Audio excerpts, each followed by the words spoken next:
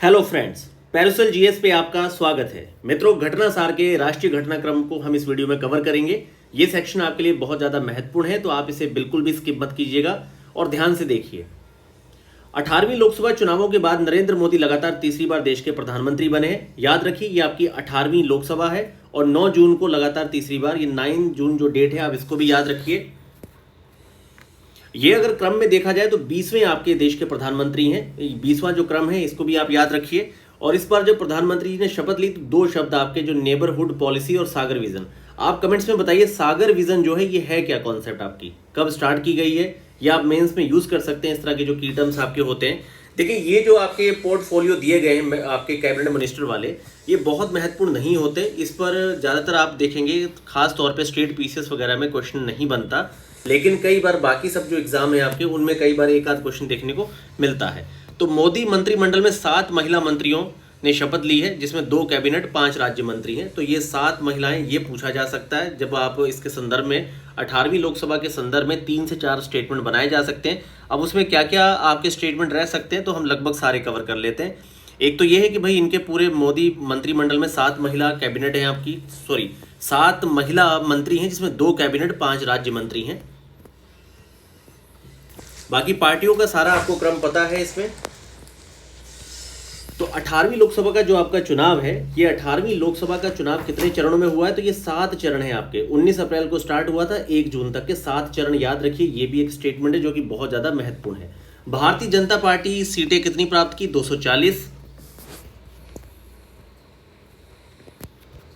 अब इसमें देखिए जो सबसे बड़ी पार्टियों की सीटें, ये थोड़ा एक बार देख लीजिए। जैसे भारतीय जनता पार्टी 240, तेलुगु देशम पार्टी के 16, जनता दल यूनाइटेड के 12 है, और शिवसेना जो एसएचएस है इसके 7 है, और रामविलास पासवान जी की जो पार्टी है लोक जनशक्ति पार्टी, उसके 5 आपके सांसद हैं यहाँ पे।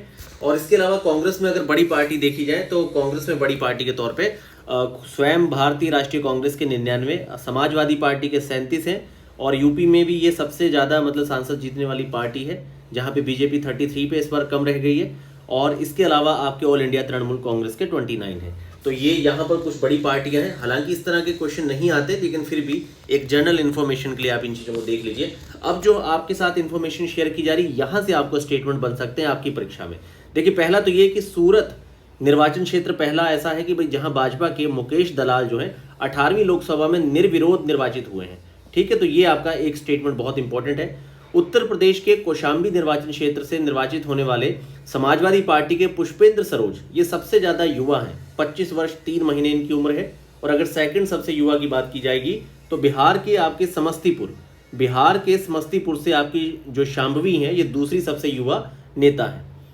और भाजपा के शंकर लालवानी जो है इंदौर से रिकॉर्ड वोट के साथ जीते हैं। सबसे ज्यादा वोट या मत जो प्राप्त किए हैं, रिकॉर्ड मतों से जीतने वाले शंकर लालवानी हैं, जो 11,75,000 वोटों से जीते हैं। और वही सबसे कम मार्जिन देखा जाए तो उत्तर पश्चिम मुंबई से शिवसेना की टिकट पर रविंद्र वायकर जो सिर्फ 48 मतों से जीते हैं। तो सबसे कम सबसे ज्यादा वाला मत यहाँ पर ध्यान में रखिए आप।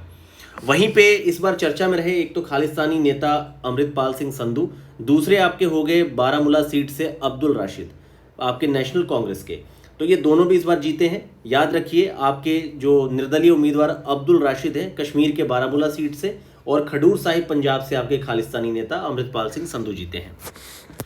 18वीं लोकसभा में निर्वाचित 543 टोटल सांसद में से आपकी कितनी महिलाएं हैं, तो ये पॉइंट आपके लिए महत्वपूर्ण है। 74 आपकी टोटल महिलाएं हैं। केंद्रीय मंत्री वीरेंद्र कुमार मध्य प्रदेश के टीकमगढ़ से 8वीं बार लोकसभा में जीते हैं, और पंकज चौधरी जो हैं वो 7वीं बार जीते हैं। तो टीकमगढ़ से जो आपके 8वीं बार लोकसभा के सबसे ज्यादा बार आपके वीरेंद्र कुमार हैं। वहीं सबसे ज्यादा नोटा 2,18,674 जो है नोटा इस्तेमाल हुआ है आपके इंदौर निर्वाचन क्षेत्र में। और अगर बात की जाए राहुल गांधी की, तो दो जगह से खड़े थे, रायबरेली वायनाड। तो उन्होंने केरल की वायनाड सीट से भी जीते हैं, रायबरेली से भी जीते हैं, और वायनाड की सीट से त्यागपत्र दे दिया है। समाजवादी पार्टी को 2019 के चुनाव में 5 सीटें प्राप्त हुई थी, इस बार 37 प्राप्त हुई हैं। अब बीजेपी के उन स्टेट की बात करते हैं जहां पे क्लीन स्वीप हुआ है। देखिए, क्लीन स्वीप आपका, ये सारी इन्फॉर्मेशन में बहुत सारे डाटा ऐसे हैं जो परीक्षा में नहीं पूछे जाते, ना अभी तक इस तरह के क्वेश्चन पूछे गए हैं, लेकिन एक जनरल इन्फो के तौर पे आप इनको देख लीजिए। कभी कभी एक आध स्टेटमेंट अगर रहा तो उसमें आप गलतियां कर सकते हैं। तो 18वीं लोकसभा के चुनावों में 6 राज्यों में क्लीन स्वीप है। एमपी में टोटल, उत्तराखंड, हिमाचल, अरुणाचल और आपके त्रिपुरा, दिल्ली, ये आपके 6 टोटल स्टेट है जहाँ पे क्लीन स्वीप मतलब पूरी की पूरी सीटें बीजेपी जीती है। और वहीं अगर बात की जाए तमिलनाडु, मिजोरम, मेघालय, मणिपुर, नागालैंड, सिक्किम, नॉर्थ ईस्ट में लगभग आपका कहीं भी नहीं, और तमिलनाडु आपका हो गया, यहाँ पर कोई भी सीट प्राप्त नहीं की है। 18वीं लोकसभा का गठन की डेट बहुत इंपॉर्टेंट है। इसका गठन आपका हुआ है 24 जून को। याद रखिए 18वीं लोकसभा का गठन 24 जून 2024 को हुआ है। ये डेट आपकी काफ़ी महत्वपूर्ण है, यहाँ से आपको एक क्वेश्चन देखने को मिल सकता है। और उड़ीसा के सांसद भर्तृहरि मेहताब जो आपके प्रोटेम स्पीकर थे 18वीं लोकसभा के, तो ये आपके उड़ीसा से है। और वहीं आपके ओम बिड़ला जो 18वीं लोकसभा के अध्यक्ष हैं, पहले भी थे 17वीं के, ये कोटा से हैं। ठीक है, तो मित्रों ये कुछ पॉइंट्स हैं। अब इसके अलावा स्टेट के जो विधानसभा चुनाव हुए हैं इन्हें ध्यान से देख लेते हैं। देखिए अरुणाचल प्रदेश में पेमा खांडू के नेतृत्व में सरकार आ गई है, तो पेमा खांडू नाम याद रखिए, और 60 सदस्यीय आपकी विधानसभा सीट है। तो देखिए विधानसभा के संदर्भ में ये है कि विधानसभा में कम से कम जो आपकी स्ट्रेंथ है वो 60 रहेगी। लेकिन कुछ ऐसे स्टेट हैं जो इसके एग्जाम्पल हैं, जैसे कि आप देखेंगे सिक्किम में आपके 32 हैं। सिक्किम के अलावा गोवा है आपका गोवा हो गया, मिजोरम हो गया, पुदुचेरी हो गया, पुदुचेरी में 30 है। तो ये आपके अपवाद हैं 4 स्टेट, इनको याद रखिए। कई बार परीक्षा में पूछ लिया जाता है कि भाई वैसे तो विधानसभा में 60 सदस्य और मैक्सिमम 500 हो सकता है, लेकिन 60 से कम वाले ये 4 स्टेट हैं। इसका एक पासवर्ड बना लीजिए और इन्हें याद रखिए। अब आप कमेंट्स में ये बताइए कि जो आपकी विधान परिषद होती है, भारत के कितने राज्यों में विधानसभा के साथ विधान परिषद है, ये आपको कमेंट्स में आंसर देना है इसका। इसी बहाने आपका ये पॉइंट तैयार भी हो जाएगा और काफ़ी ज़्यादा महत्वपूर्ण ये तथ्य रहता है। कई बार एक बड़ा सामान्य सा प्रश्न आपसे गलत हो जाएगा इसके चलते। तो मित्रों इस बार आपके ये देखिए, ये आपका बस इतना ही आपको याद रखें ना, किस स्टेट में कौन आपके किस पार्टी के मतलब जो सीएम है और कितने सदस्य है। कई बार ये चारों स्टेटों का ही एक कॉलम बना के दे दिया जाएगा और सामने उसके कह दिया जाएगा कौन सा विकल्प गलत है।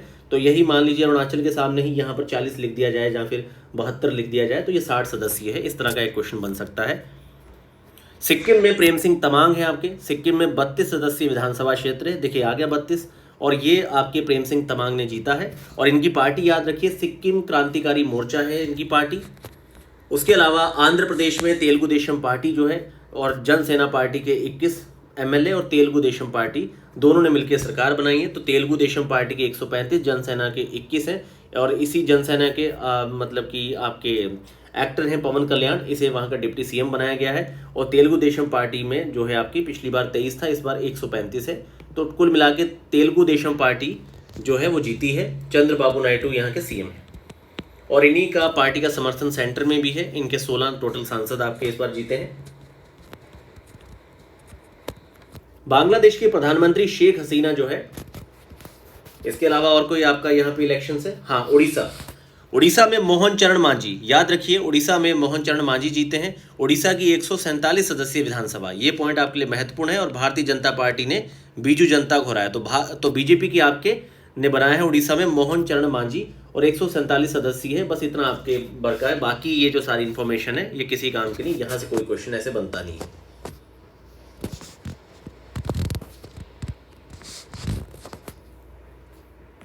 बांग्लादेश की प्रधानमंत्री शेख हसीना की भारत यात्रा।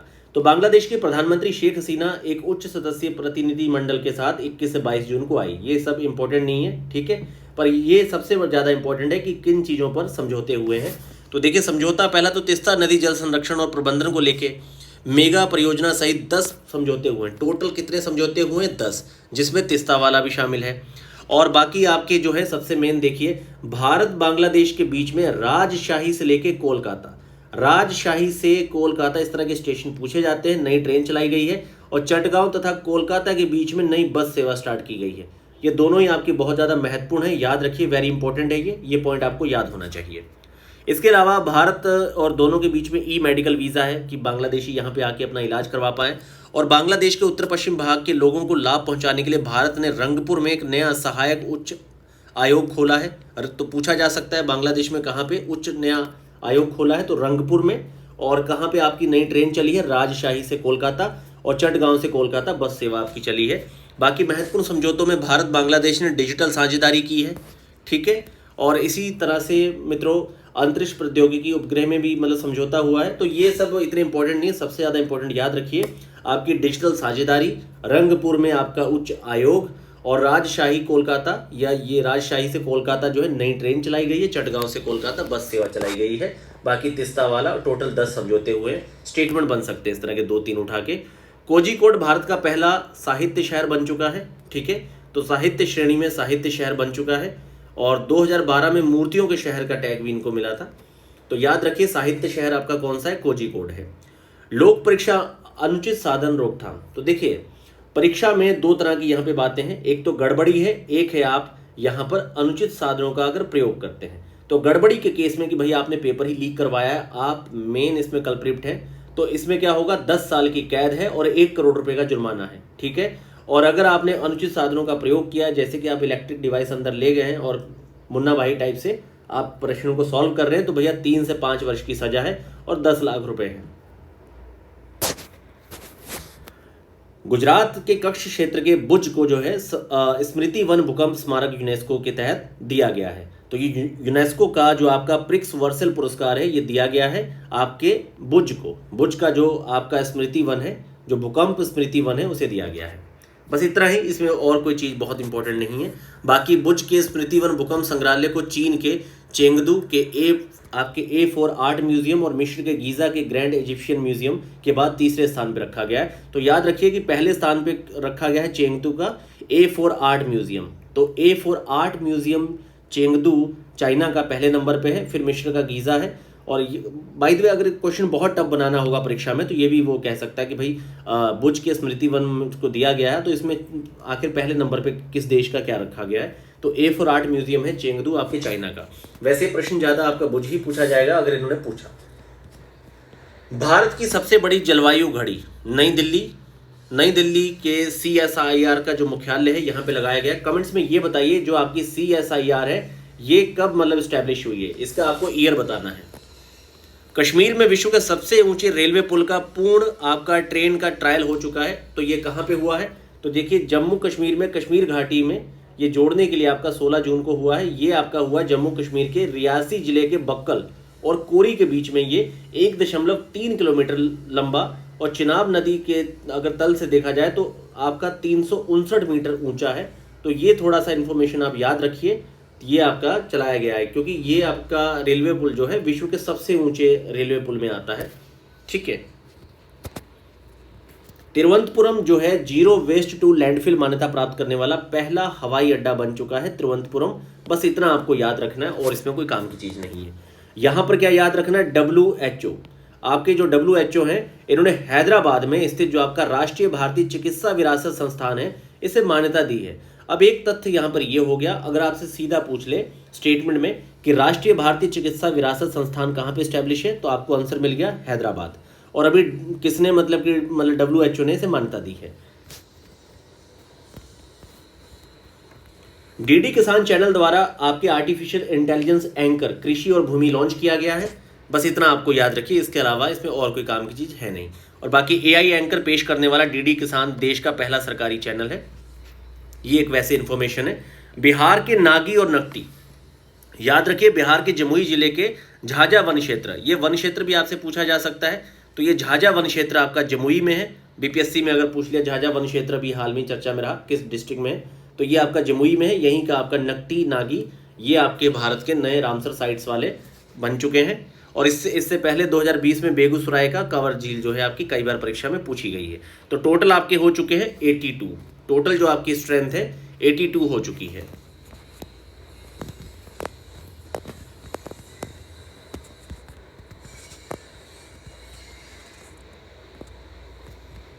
नकटी आर्द्र भूमि को 1984 में पक्षी अभयारण्य दिया गया था। BPSC के संदर्भ में थोड़ा ध्यान से देख लीजिए, जिनमें सिंधु गंगा मैदान पर लाल कलगी वाले जो पोचार्ड होते हैं नेटा रुफिना, ये सबसे बड़ा समूह यहाँ पे शामिल है जो यहाँ पे आता जाता है। श्रीनगर को विश्व आपके शिल्प नगर का दर्जा दिया गया है। और अभी हमने कौन सा शहर पढ़ा था, कोझिकोड को क्या दिया गया है, लिटरेचर। और ये आपका विश्व के अगर शिल्प की बात की जाएगी तो शिल्प शहर आपका श्रीनगर है। याद रखिए दोनों में अगर दोनों ही ऑप्शन में आ गए कहीं ऐसा ना हो कि जल्दबाजी में आप कोझिकोड यहाँ पे आंसर टिक कर दें, इसको बहुत ध्यान से देखिए। और ये चौथा शहर है, इससे पहले आपके श्रीनगर हो गया, जयपुर हो गया, मलप्पुरम हो गया, मैसूर हो गया, ठीक है। उसके बाद ये आपका शहर है रामचरितमानस पंचतंत्र सहृदय लोकलोचन, इसे यूनेस्को की स्मृति रजिस्टर में रखा गया है। तो यहाँ आपके लिए एक जो प्रश्न बनता है मेन वो ये बनता है, पहला तो ये कि भाई रामचरितमानस जो है अवधी भाषा में, ठीक है, और हरिगीतिका छंद में लिखा गया है तुलसीदास जी के द्वारा। थोड़ा सा इन्फॉर्मेशन भी ले लीजिए बाय द वे, अगर ये इन्हीं सारी कृतियों को पकड़ के आपके लिए इतिहास का एक प्रश्न बना दे। और पंचतंत्र क्या है, विष्णु शर्मा जी का है, ठीक है, संस्कृत में लिखा गया है। और यहाँ पर आपके जो अवंती वर्मन के शासनकाल में आनंद वर्धन ने आपका सहृदय लोकलोचन जो लिखा है, ये भी एक काव्य शास्त्र है, ठीक है। 9वीं शताब्दी के दौरान कश्मीर के प्रसिद्ध सम्राट जो थे अवंती वर्मन, तो कश्मीर के शासक के संदर्भ में ये सहृदय लोकलोचन लिखा गया है। ये वैसे भी पूछा जा सकता है, इतिहास का भी प्रश्न है ये, अगर आप देखेंगे तो ये आपके प्राचीन मध्यकाल के इतिहास का भी प्रश्न है। भारत लगातार छठे वर्ष वैश्विक इंटरनेट शटडाउन रिपोर्ट के शीर्ष पे है, ये बस इतना याद रखिए। और यहाँ पर खास तौर पे मणिपुर पंजाब, आपको पता ही है किस लिए यहाँ पर बार बार शटडाउन किए गए, खालिस्तानी नेता वाला जो केस था अमृतपाल वाला, और मणिपुर में हिंसा के चलते। भारतीय वायुसेना द्वारा भीष्म, ये एक पोर्टेबल आपका अस्पताल है, ठीक है। इसकी फुल फॉर्म क्या है, Bhishma, Bharat health initiative for सहयोग हित एंड मैत्री, ठीक है। और ये आपका आगरा में, आगरा के मलपुरा ड्रॉपिंग जोन में इसका मतलब इन्होंने यहाँ पर परीक्षण किया है। तो भीष्म क्या है, एक पोर्टेबल अस्पताल है, ये याद रखिए। बाकी ये आपका मतलब बाकी सब इसकी बहुत जनरल इन्फॉर्मेशन है, कितने मरीज क्या वगैरह, तो ये कुल मिला के बस इतना याद रखिए, एक पोर्टेबल अस्पताल है और किसी भी इस तरह के दुर्गम क्षेत्र में इसे मतलब पहुंचाया जा सकता है। वन अग्नि रोकने के लिए उत्तराखंड का पिरुल लाओ पैसे पाओ, तो जो पिरुल होता है आपका जलने वाला, वो अगर पिरुल इकट्ठा करके देंगे थोड़ा बहुत पैसा मिलेगा, ऐसी योजना है। कुल मिला के इतना याद रखिए, पिरुल लाओ पैसे पाओ योजना किसकी है, उत्तराखंड सरकार की है। भारत विश्व का तीसरा सबसे बड़ा, और उत्तराखंड ने यूकेपीसीएस में यह प्रश्न पूछा भी था, भारत विश्व का तीसरा सबसे बड़ा सौर ऊर्जा उत्पादक हो चुका है, ठीक है मित्रों। इससे पहले जो भारत था 2015 में 9वें स्थान पे था, और ये पूछा जा सकता है कि भाई 15 से अब तक कितने स्थान का इन्होंने इंप्रूवमेंट किया है। बाकी सबसे बड़ी बात है कि जो भारत है 2023 में 113 बिलियन यूनिट सौर ऊर्जा उत्पन्न की है। तो टॉप पे कौन है आपके, तो टॉप पे आपका है चाइना, फिर अमेरिका, फिर आपका भारत।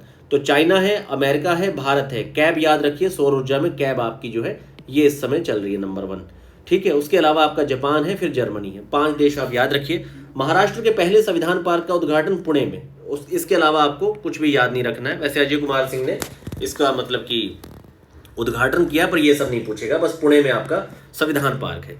देश में तेंदुआ गणना, 2 तथ्य याद रखने, 2014 से 7.95% की बढ़ोतरी हुई है, ठीक है। और ये अब हो चुके हैं आपके 13,874। ये जो आंकड़ा है बहुत ज्यादा महत्वपूर्ण है। तो देश में तेंदुआ कितनी हो चुकी संख्या, 13,874, और ये 2014 से कितने प्रतिशत बढ़ा है, 7.95%। और बिहार के याद रखिए 86, ये आपके लिए महत्वपूर्ण है। और सबसे ज्यादा टॉप स्टेट कौन से हैं, तो मध्य, आपका मध्य प्रदेश, महाराष्ट्र, कर्नाटक, तमिलनाडु, मध्य MKT, ठीक है। ये आप याद रखिए, ये टॉप 4 आपके स्टेट हैं यहाँ पे। और 7.95% की वृद्धि के साथ 13,874 ये संख्या याद रखिए। इस तरह का प्रश्न आपसे पूछा जा सकता है परीक्षा में, तो ये आपको याद रखना, ये काफी ज्यादा महत्वपूर्ण है। सेला सुरंग मित्रों, सेला सुरंग याद रखिए, इंटरनेशनल बुक ऑफ ऑनर में ये भारत की सबसे ऊंची सुरंग है। कहां पे है, अरुणाचल प्रदेश में, ठीक है। इतना आपको याद रखना है कि सेला सुरंग अरुणाचल प्रदेश के बालीपारा, चारिद, ये वैसे क्षेत्र आपको याद नहीं रखना। सेला दर्रा जो है यहीं पे सेला, ये आपका सेला सुरंग भी पूछी जा सकती है, सेला दर्रा भी पूछा जा सकता है, याद रखिए। अरुणाचल प्रदेश इसका आंसर है बस। और इसका उद्घाटन किसने किया, नरेंद्र मोदी जी ने उद्घाटन किया 9 मार्च 2024 को। वैसे ये नहीं पूछा जाएगा, पर फिर भी आप एक बार याद रखिए इसको। मौसम की निगरानी के लिए भारतीय, देखिए मौसम की निगरानी के लिए आपका इनसेट 3DS जो है आपका GSLV 414 के द्वारा लॉन्च किया गया। याद रखिए, इनसेट 3DS जो है आपका किस लिए है, मौसम की निगरानी के लिए है। मराठाओं के 12 किले यूनेस्को की विश्व धरोहर सूची में नामांकित किए गए, तो ये 12 नाम आपको याद रखने की आवश्यकता नहीं है। और अगर शास्त्रीय भाषा की बात की जाएगी तो संविधान की टोटल अभी आपकी 9 भाषाएं ऐसी हो चुकी हैं जिन्हें शास्त्रीय भाषा का दर्जा दिया गया है। और शास्त्रीय भाषा में सबसे लेटेस्ट जो नई भाषा है आपकी फारसी है। और एक चीज मित्रों आपको और याद रखनी है कि अगर ऐसा स्टेटमेंट बन जाए कि संविधान की अनुसूची 8 में वर्णित जो आपकी 22 भाषाएं हैं, क्या उसी में से ही शास्त्रीय भाषा का चयन किया जाता है, तो ये स्टेटमेंट सीधे काट दीजिएगा। क्योंकि अभी आपकी संविधान की 8 भाषाओं में से 6 भाषा ऐसी है जिसे शास्त्रीय भाषा का दर्जा दिया गया है, बाकी 3 आपकी डिफरेंट है जो कि संवैधानिक आपकी भाषा नहीं है। तो कुल मिला के याद रखिए स्टेटमेंट कि भाई संविधान की अनुसूची 8 में वर्णित ही भाषाओं को आपका शास्त्रीय भाषा का दर्जा नहीं दिया जा सकता, ये दूसरी भाषाएं भी हो सकती हैं, जैसे कि पाली, प्राकृत को भी दिया गया है, फारसी को भी दिया गया है। उसके अलावा देखिए सबसे पहला याद रखिए, सबसे पहली भाषा 2004 में कौन सी थी, तो तमिलनाडु आपकी तमिल भाषा है, ठीक है। 2005 में आपकी संस्कृत भाषा है, उसके बाद फिर बाकी सब भाषा थे। तो ये आपको टॉप 2 याद रखनी है, और चाहे तो थोड़ा इसका क्रम बना लीजिए, जैसे तमिल है, फिर संस्कृत है, फिर आपकी कन्नड़ है, फिर आपकी तेलुगु। इस तरह से आप इसको याद रखिए, पहली तमिल, दूसरी संस्कृत, तीसरी आपकी कन्नड़, और ये 2008 में कन्नड़ तेलुगु एक साथ थी, और फारसी अभी आपकी लेटेस्ट है। उच्च शिक्षा पे अखिल भारतीय सर्वेक्षण जो है आपका 2021-22 आया है। ये बात याद रखिए कि 2015 में 23.7% था, और इस समय आपका 28.4% हो चुका है उच्च शिक्षा में कुल नामांकन। ये तथ्य बहुत इंपॉर्टेंट है, यही यहाँ पर एक प्रश्न है जो आपसे पूछा जा सकता है। एक बात और याद रखिए, ये जो आपका all India survey on higher education होता है, ये आपका एचआरडी मिनिस्ट्री का नहीं है, नॉट एचआरडी मिनिस्ट्री। यहाँ पर मिनिस्ट्री आपको चेंज करके दी जा सकती है। याद रखिए शिक्षा मंत्रालय के तहत ये आपका all India survey higher education जो है ये लॉन्च किया गया है। सभी श्रेणियों में नामांकन में वृद्धि, तो महिला नामांकन भी 50 लाख से बढ़ के, ये सब आंकड़े आपके लिए बहुत महत्वपूर्ण नहीं है। सबसे ज़्यादा आपको याद रखना है, अगर कोई भी मिनिस्ट्री यहाँ पे चेंज करके दे दी जाती, जैसे कि विज्ञान मंत्रालय कुछ ऐसा, तो ऐसा नहीं, ये शिक्षा मंत्रालय आपका है। और यहाँ पे मित्रों आपका इस तरह से आपको यही तथ्य सबसे ज़्यादा याद रखना है कि भाई ये जो 2015 में 23.7 था, ये अब 28.4 हो चुका है। मुंबई के ट्रांस हार्बर लिंक में अटल सेतु, तो देखिए ये भारत का देश में जो है समुद्र पर बना सबसे लंबा सेतु है। याद रखिए ये आपका 16.5 किलोमीटर आपका समुद्र पे है, और 5.5 किलोमीटर आपका जमीन पे है। टोटल आपका 21.8, 22 किलोमीटर ये लंबा बनाया गया है, और ये जोड़ेगा आपके किसे, नहावा शेवा, ये जो सी लिंक है ये इसको आपके पूरे क्षेत्र को जोड़ता है। तो ये पुल आपका दक्षिण मुंबई के सेवरी से लेकर नहावा शोभा तक जाता है, ठीक है। ये इसके लिंक हैं दोनों।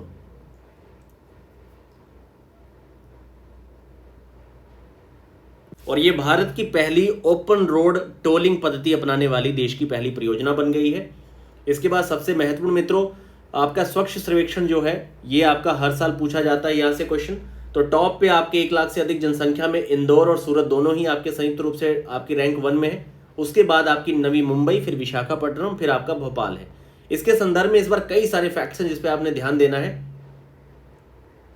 जैसे देखिए शीर्ष 5 सबसे ज्यादा साफ शहर जो है, इसमें महाराष्ट्र का सांसवड़ है आपका, और अगर बात की जाए छावनी क्षेत्र की तो महू है, और अगर बात की जाए शीर्ष 10 सबसे ज्यादा स्वच्छ आपके गंगा शहर, गंगा के किनारे, तो इसमें नंबर 1 पे आपका वाराणसी है, नंबर 2 पे आपका प्रयागराज है, नंबर 3 पे बिजनौर है। यहाँ पर पटना की रैंक आप याद रखिए, पटना यहाँ पर 6 रैंक पे आपका है। तो पटना आपका गंगा स्वच्छ वाले में 6 रैंक पे है। ये जो पटना है ये आपका 6 रैंक पे है गंगा वाले में, ये आपको याद रखना है। और सर्वश्रेष्ठ प्रदर्शन वाले राज्य में महाराष्ट्र है आपका, और निम्न प्रदर्शन करने वाले में 27 रैंक पे आपका अरुणाचल प्रदेश है। सबसे स्वच्छ राज्य का पुरस्कार महाराष्ट्र को मिला है। इसके अलावा आपका अगर देखा जाएगा भाई स्वच्छता कर्मचारियों के लिए सर्वोत्तम सुरक्षा की बात की जाए तो चंडीगढ़ जो है आपका, इसे सफाई मित्र सुरक्षित जो है वो दिया गया है। और वहीं वाराणसी को सबसे स्वच्छ गंगा शहर का सम्मान दिया गया है। और अगर कचरा मुक्त शहरों की स्टार रेटिंग देखी जाए तो इसमें नोएडा जो है आपका, ये 5 स्टार शहर के रूप में सम्मानित किया गया है नोएडा को। तो ये कुछ फैक्ट्स हैं जो बहुत इंपॉर्टेंट है। भारत का पहला एक्सरे पोलरीमीटर उपग्रह, तो देखिए ये आपके एक्सरे पोलराइजेशन को चेक करने के लिए आपकी जो अर्थ की आपकी पर अर्थ जो ऑर्बिट है आपका, वहां पे ये पहुंचाया गया है। ये आपका कुल मिला के क्या है, ये आपका एक्सरे पोलराइजेशन को चेक करने वाला पोलरीमीटर है, ठीक है। ये PSLV C आपके 58 के द्वारा लॉन्च किया गया था। डेट इतनी इंपॉर्टेंट नहीं, बस इतना याद रखिए एक्स रेज के पोलराइजेशन से जुड़ा हुआ है आपका पोलरी वाला जो आपका ये एक्सपोसेट है, ठीक है। एक्सपोसेट आपका जो है एक्स रेज याद रखिए, ठीक है। ये फिर आपका क्वेश्चन सॉल्व हो जाएगा। वेटलैंड आर्द्र भूमि सिटी प्रमाणन, तो देखिए मित्रों आपके जो अमृत धरोहर पहल थी, आपको याद होगा अमृत धरोहर पहल, पहले तो याद रखिए अमृत धरोहर पहल जो है आपकी वेटलैंड से जुड़ी हुई है। आपको ये बताना है कि एग्जैक्ट ये कब स्टार्ट की गई थी, इसकी डेट बताइए अमृत धरोहर पहल की। इसी के तहत वेटलैंड सिटी प्रमाण जो है आपके दिए जाते हैं, ठीक है, सर्टिफिकेट दिए जाते हैं वेटलैंड सिटी के। और इसी इनिशिएटिव के तहत इसे स्टार्ट किया गया है, जिसमें आपका इंदौर, भोपाल और उदयपुर ये तीनों को शामिल किया गया है, ठीक है। तो ये काफ़ी ज़्यादा महत्वपूर्ण है। और ये आपके रामसर कन्वेंशन के COP 12 में रखा गया था। तो आपको ये बताना है कि रामसर कन्वेंशन COP जो 12 है ये इसके टाइम पे ये रखा गया था। आपको ये बताना है कि जो अमृत धरोहर पहले ये कब स्टार्ट की गई थी, इसकी एग्जैक्ट आप डेट बताइए, किस डेट में ये लॉन्च किया गया था। पार्वती काली सिंध चंबल लिंक जो परियोजना है त्रिपक्षीय, ये मध्य प्रदेश, राजस्थान और केंद्र सरकार की है। 75,000 करोड़ रुपए की है पार्वती काली सिंध चंबल लिंक नदी जो आपकी योजना है। और इसमें आपके परियोजना में खर्च होने वाली राशि का 90% जो है केंद्र सरकार वहन करेगी, 10% जो है राज्य सरकारें वहन करेंगी। तो याद रखिए 60-40 वाला रेशियो यहाँ पे ना लिख दिया जाए, क्योंकि 75,000 करोड़ रुपए का बड़ा प्रोजेक्ट है, आपसे पूछा जा सकता है। तो ये 90-10 वाला रेशियो है, याद रखिए, काफी ज्यादा महत्वपूर्ण है इस योजना के संदर्भ में। और इस परियोजना में पूर्वी राजस्थान के ये 13 जिले जो हैं ये शामिल होंगे, और मध्य प्रदेश के शिवपुरी, ग्वालियर, ये वाले सारे जिले हैं आपके शामिल हैं। पेंच टाइगर रिजर्व भारत का पहला डार्क स्काई पार्क है, बस इतना याद रखिए, डार्क स्काई पार्क है आपका पेंच टाइगर रिजर्व। और महाराष्ट्र में पेंच टाइगर रिजर्व है आपका। वैसे महाराष्ट्र मध्य प्रदेश दोनों ही क्षेत्र में ये फैला हुआ है।